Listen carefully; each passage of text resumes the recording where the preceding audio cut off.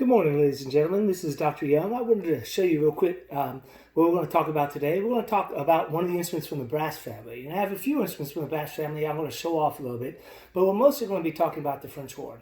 All right, well, let me go ahead and get the center back on myself. It's great to see you guys. We've talked about the brass family earlier in the school year. The brass family is an instrument family that is played by buzzing your lips. You blow your air through your lips and it makes a buzzing sound. Everyone always giggles when I do this. But what we do is we take that and we put that through a mouthpiece. Now this, for example, is a trumpet mouthpiece. It belongs to the smallest of the brass instruments. And as you can see, it's got a very small hole to blow down into and a very shallow cup. The cup's not very deep. Now the next mouthpiece for the instrument that I play, the French horn, as you can see, it looks smaller. But when you look inside, you see how much bigger the hole is and how much deeper it is. All right, so this actually belongs to a bigger instrument, even though it's actually stacked smaller. And then, of course, I normally would have a trombone for you guys to take a look at, and a tuba, but different people borrowed them. One's in Atlanta, one's down in Albany, and I haven't been able to get those back over the last couple of weeks, as you can imagine. But I do have one of my tuba mouthpieces. Now the tuba is the big bass one. And now take a look how big that hole is at the bottom and how deep that cup is. So you can imagine that plays a lot lower. So what we do is we take these mouthpieces and we buzz them like this. And put it through the mouthpiece. And it makes a buzzing sound. Now, a lot of teachers teach that the brass instruments are all made out of metal. But that is not really true.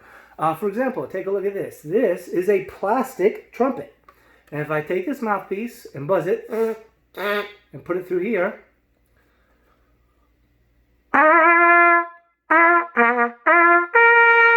right? It plays just like a regular trumpet. All right, so they don't necessarily have to be made out of brass. There's a brass instrument from the Australian family that is called a didgeridoo. And it's just a long piece of wood. And instead of having a mouthpiece, it's dipped in beeswax. Okay, you can't see it, it's too long.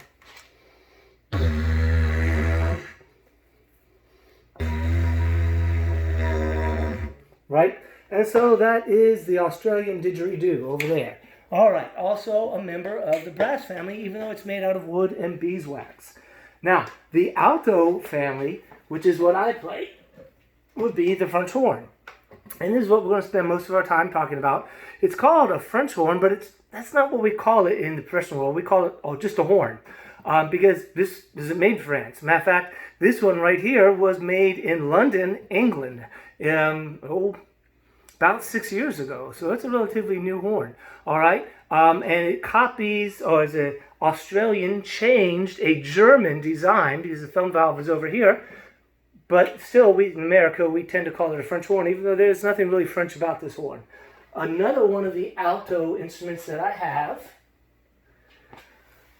is actually an alto tuba. So this is a tuba, but it's really small, okay? And so this is the alphonium.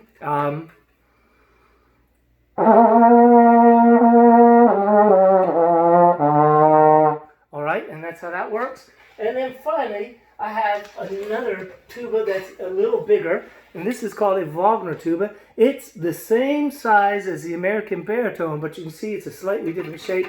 They use this in Europe, okay? All right, so those are the brass instruments that I have at the house. Trumpet, a horn, an alto horn, a Wagner tuba, and of course the trombone, which has a slide, and the tuba, bass tuba, which is much bigger. So, as I said, we make the sound by buzzing through the mouthpiece. So as I buzz, it makes that pitch. So if I want to do May I Had a Little Lamb,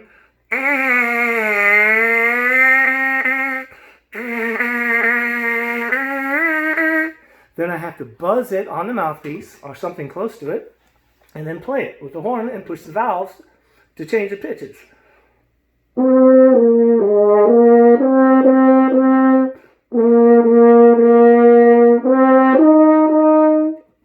there's nothing magic about how the valves change the pitches. What happens is when I push this valve right here, this extra 16 inches of tube gets added. And when I let go, the sound goes straight through it. And by making the tube longer, it changes the sound. Right? Then when I push the second valve, this much shorter 8-inch tube gets added. So it doesn't change the sound down as much. And then if I put both of those tubes together, it changes it even more. But in order to make it a little bit easier, then what we do is we make this third valve, this one right here that goes all the ways around like that, that adds 24 inches of tubing. That's this valve plus this valve put together, all right? And it makes it even lower. Oops, that was too low. So I put the second valve down, open, second valve, first valve, third valve, and you can hear it just gets a little bit lower each time.